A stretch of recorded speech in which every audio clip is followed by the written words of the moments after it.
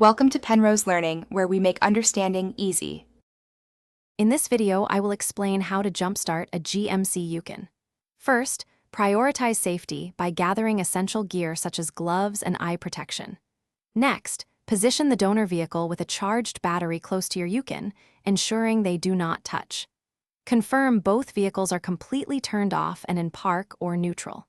Finally, locate your Yukon's battery, usually found under the hood, before proceeding to connect the cables. Now, let's connect the jumper cables. First, attach one red positive clamp to the positive terminal of your dead Yukon battery. Then, connect the other red positive clamp to the positive terminal of the donor vehicle's live battery.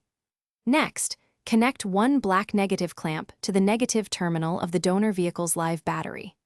Finally, attach the remaining black clamp to an unpainted metal surface on your Yukon, away from the battery. With the cables securely connected, start the engine of the donor vehicle.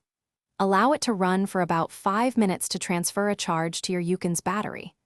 After this brief charging period, attempt to start your GMC Yukon. If it doesn't start immediately, wait another few minutes before trying again. Remember, do not crank the engine for more than 10 seconds at a time to prevent damage.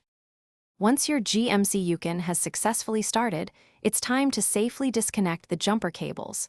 Begin by removing the black negative clamp from the unpainted metal surface on your Yukon. Next, disconnect the black negative clamp from the donor vehicle's battery. Then, remove the red positive clamp from the donor vehicle's battery. Finally, disconnect the red positive clamp from your Yukon's battery. You are all set. Thanks for watching. If this was helpful, leave a like and consider subscribing. See you next time.